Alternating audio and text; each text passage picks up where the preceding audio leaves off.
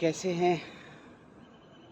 मेरा प्रयास ये रहता है कि मैं आपसे एक संवाद स्थापित करूं, आपसे एक बातचीत करने का एक ज़रिया हासिल करूं और मैं और आप एक ऐसी जगह आके खड़े हो जाएं, जहां पर हम दोनों एक दूसरे को समझ सकें, हम दोनों एक दूसरे की बात को महसूस कर सकें और हम दोनों एक होकर, हम दोनों का मतलब आप और मैं, हम लोग एक होकर मानव की जो विषमताएं हैं, इंसान की जो परेशानियां हैं और उसकी जो जद्दोजहद है, उसको समझ सके और उसको कैसे सुलझाया जा सके कुछ हद तक, जितना भी संभव हो सके, इसके बारे में कुछ बात करें।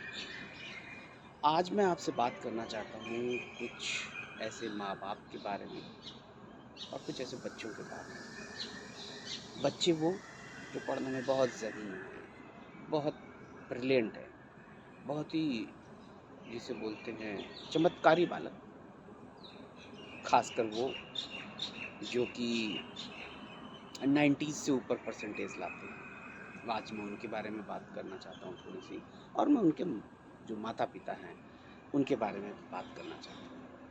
तो और क्या ऐसा भी मैं आपको एक सोचने के लिए एक प्लेटफॉर्म भी देना चाहता हूँ, एक मैं आपको ज़रिया भी देना चाहता हूँ कि आप मुझे सोचें और मुझे बताएं कि क्या ऐसा हो सकता है कि जो बच्चे वाकई में पढ़ने में बड़े ज़हीन होते हैं, बड़े प्रतिभाशाली होते हैं, बहुत ही कमिटेड होते हैं, उनको आगे चल के किसी तरह की जो तालमेल में प्रॉब्लम, एडजस्टमेंट में प्रॉब्लम, रिलेशनशिप में प्रॉब्लम और अपने आसपास के वातावरण को समझने में प्रॉब्लम हो सकती है, एक बार जब वो अपनी पढ़ाई लिखाई कर रहे होते हैं और पढ़ाई लिखाई करके जब वो कहीं नौकरी वगैरह में जाने की कोशिश कर रहे होते हैं।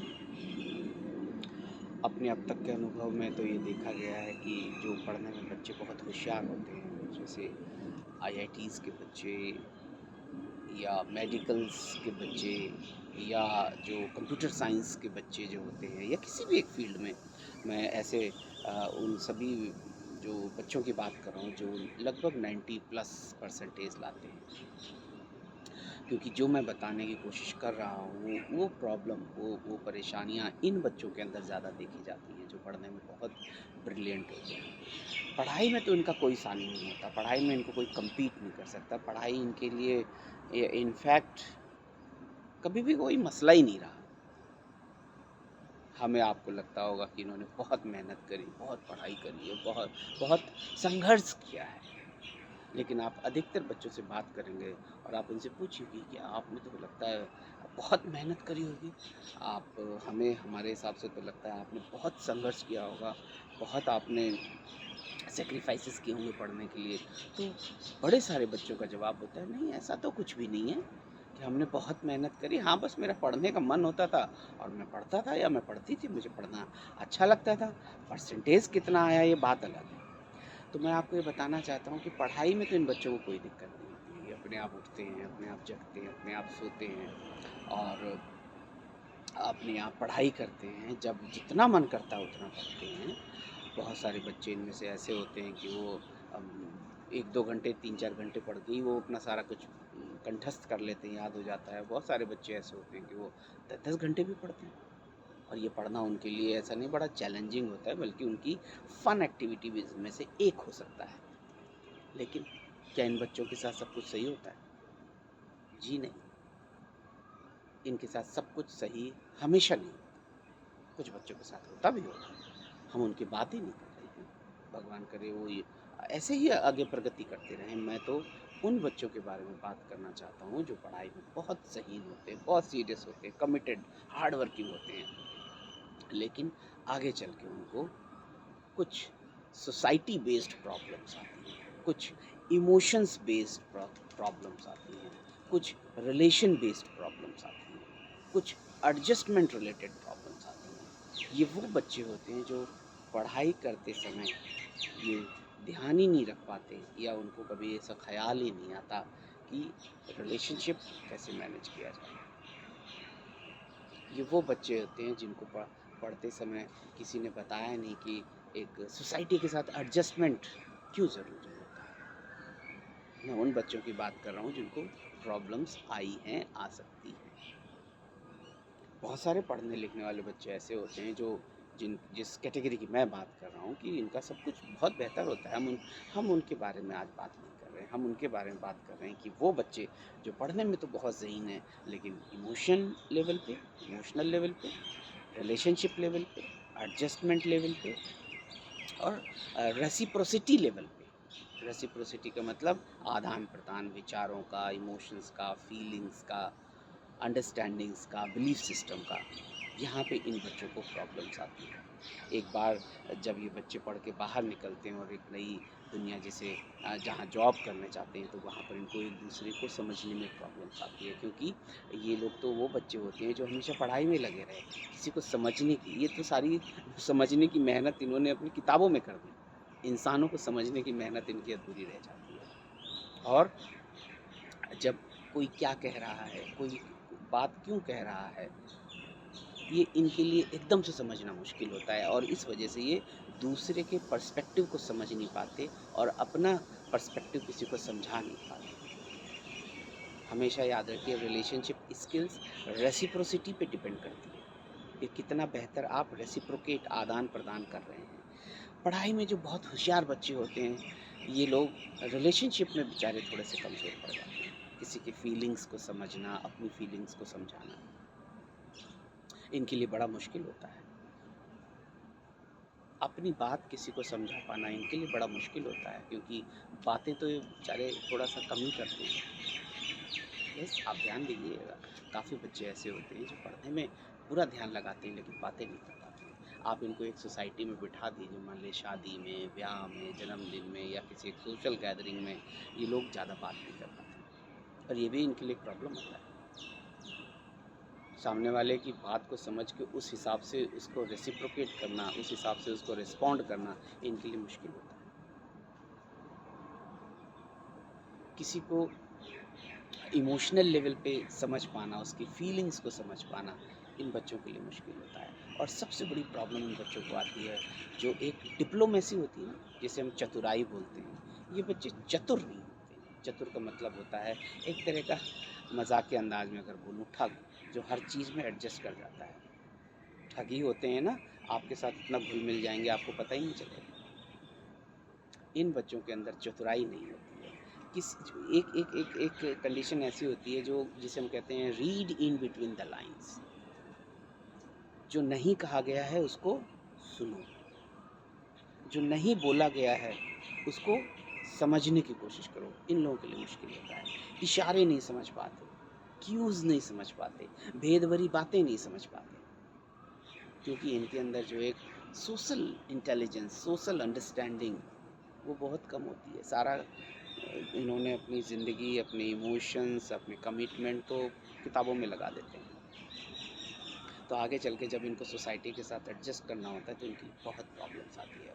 ऑफिस में जाके एडजस्ट करना, ऑफिस में एक जिसे बोलते हैं ना फ्लेक्सिबल एटीट्यूड की कमी होती है इनके अंदर। फ्लेक्सिबिलिटी, जहाँ पर आप अपना स्पेस बनाते हो, बावजूद उसके कि बाहर कहीं आपके लिए स्पेस है कि नहीं, और दूसरे के लिए स्पेस क्रिएट करते हो। फ्लेक्सिबिलिटी कहते हैं इसको। थोड़ा सा लचीलापन स्वभाव में, सोच में लचीलापन इनके लिए मुश्किल होता है। तो ये बातें हमें समझना बहुत ज़रूरी है। और मैंने बात किया था कि मैं ऐसे पेरेंट्स के बारे में भी बात करूँगा, तो मैं आपको ये बताना चाहता हूँ कि ये बच्चों की प्रॉब्लम्स कई बार, वैसे तो ये बाय डिफ़ॉल्ट थोड़ा सा देखा जाए तो सिक्लूडेड से ही होते हैं, लेकिन कई बार parental environment, parental experiences, parental expectations भी इन बच्चों को एकाकी जीवन की तरफ ले जाता है, अकेलेपन की तरफ ले जाता है।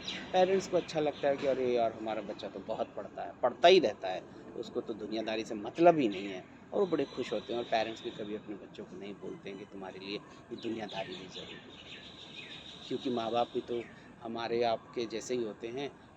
और उनको भी तो यही सिखाया गया है कि नहीं, पढ़ जीवन में अगर कुछ ज़रूरी है तो पढ़ना ही है। लेकिन ये बात गलत नहीं है, लेकिन ये भी तो समझना है कि जीवन में एडजस्टमेंट भी तो ज़रूरी होता है, और एडजस्टमेंट सिर्फ़ किताबों के साथ रह के नहीं हो सकता। आपका किताबों के साथ एडजस्टमेंट तो बहुत बढ़िया है, इसमें तो कोई दो राय है ही नहीं है। लेकिन इंसानों के साथ एडजस्टमेंट कितना है, उनको बेचारों को किसी बच्चों को सिखाया ही नहीं किसी ने। दादा-दादी आए, नाना-नानी आए, मामा-मामी, चाचा-चाची, पड़ोसी, मोहल्ला, मोहल्लेबाजी इन बच्चों में नहीं होती है। पड़ोसपन जिसे कहते हैं, उठना-बैठना, थोड़ा हँसी-मज़ाक करना, इन बच्चों के अंदर नहीं होता है। इमोशनल लेवल पे बच्चे जो होते हैं बहुत ही सेंसिटिव होते हैं। किसी को कुछ कह दिया गया, इनके लिए प्रॉब्लम होती है। इनको कुछ कह दिया गया, इनके लिए सबसे बड़ी प्रॉब्लम होती है। ये बच्चे बहुत आइडियलिस्टिक हो सकते हैं।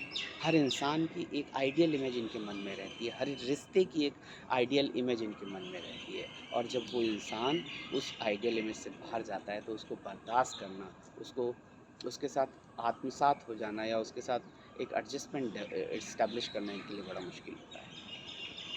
इनको अगर किसी ने कोई क्रिटिकल कमेंट्स बोल दिए तो इनके लिए बर्दाश्त कर पाना बहुत मुश्किल होता है, और माँ-बाप कभी महसूस ही नहीं कर पाते कि उनके बच्चे के लिए कितना ज़रूरी है दुनियादारी में रहना।